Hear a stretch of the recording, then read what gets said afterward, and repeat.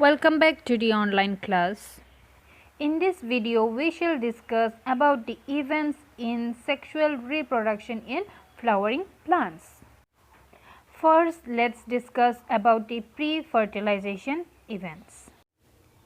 The structures involved in pre-fertilization events are male gametophyte and female gametophyte. As we all know, the male gametophyte, it comprises of stamen, microsporangium and pollen grain, and the female gametophyte, it comprises of pistil, megasporangium and embryo sac.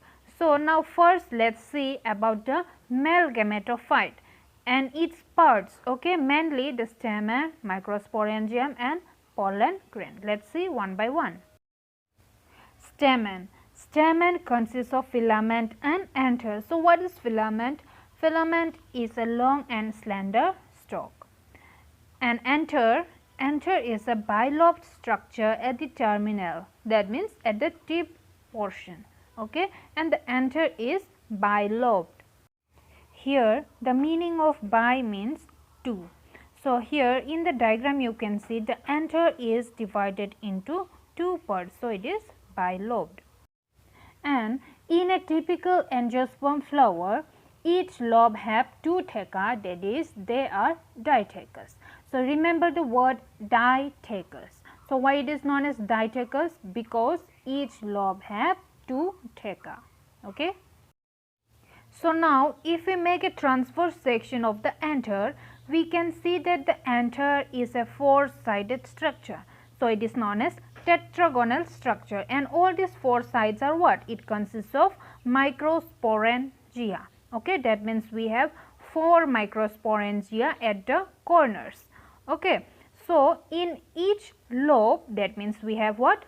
Two microsporangia. You can relate with the picture. See here 1, 2, 3 and 4. So 4 microsporangia.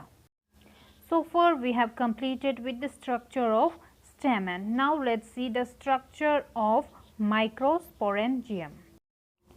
In a transverse section of anther, microsporangium appears nearly circular in outline. Yes, so we can see here in the diagram that the microsporangium, it is nearly circular, okay. So let's see about the structure of microsporangium. It is surrounded by four wall layers. So how many layers do we have? We have four wall layers, that is epidermis, endothecium, middle layer and tapetum. Now let's see about the function of the four wall layers. So first of all, tapetum. Tapetum nourishes the developing pollen grains. That means the tapetum supplies nutrients to the pollen grains. And the outer three wall layers, that means epidermis, endothecium and the middle layers, they are protective. That means they protect the pollen grains, and also they help in dehiscence of anther to release pollen grains. Here dehiscence means these three wall layers, they will break, they burst out, okay, when they mature, so that the pollen grains are released.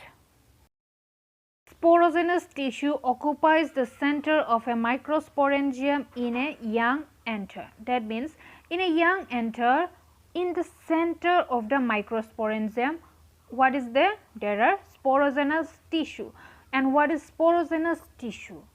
It is a group of compactly arranged homogeneous cells, okay, group of cells, okay. And what type of cells? Homogeneous cells. That means all the cells are similar in structure, okay. So here figure A is the cross section of an anther showing all the four microsporangia. See here 1, 2, 3, 4. So 4 microsporangia. And figure B is the enlarged view of the single microsporangium, okay, showing all the different layers of the microsporangium, that is epidermis, endothecium, middle layers and the tapetum. And we can see the sporogenous tissue in the center. Yes, so see the second figure, you can see all these red dots. Yes, so these are the cells which are homogeneous, Okay, so all these homogeneous cells are togetherly arranged to form the sporogenous tissue. Okay, so as we all know, what is a tissue? It is a group of cell. So all these homogeneous cells are togetherly arranged and they are forming the sporogenous tissue in the center of the microsporangium. Now let us see what is microsporogenesis. The process of formation of microspore from a pollen mother cell through meiosis is called microsporogenesis. So always remember, microsporogenesis means formation of microspore. Okay, that means pollen grain. Okay, from where? From the pollen mother cell. And which process is involved here? It is meiosis. Okay, meiosis type of cell division is involved in the process of microsporogenesis. Now let us recall about the mitosis and meiosis type of cell division. So in mitosis type of cell division, we get two number of daughter cells which are genetically identical to their parents. They will have the same number of chromosomes as their parents. But in meiosis type of cell division, we get 4 number of daughter cells, okay, which are what? Haploid, and their chromosome number will be what? Half the number of their parent. Yes.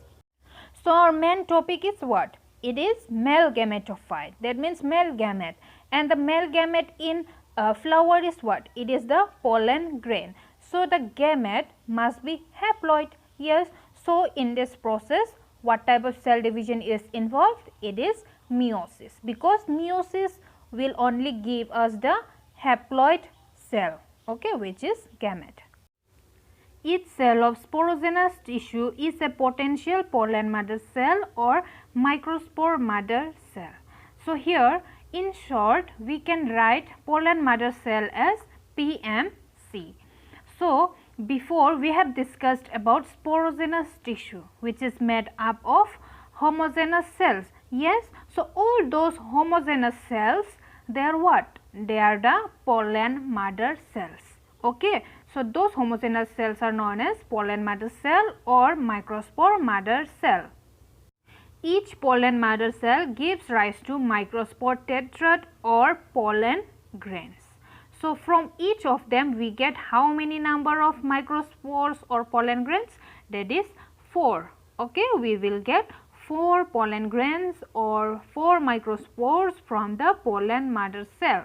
Yes, so since it is 4, so we call it as microspore tetrad. So from where do we get the microspores or the pollen grains?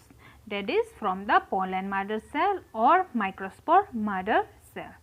And which type of cell division is involved? It is meiosis. Okay. Here in this picture you can see microspore mother cell. Okay. All these red dots are the microspore mother cell, which is found in the center of the microsporangium. As the anther matures and dehydrates, the tetrad microspore dissociate from one another and develop into pollen grains. Thousands of microspore or pollen grains are formed that are released with the dehiscence of anther. When will we get the pollen grains? That is when the anther matures and dehydrates.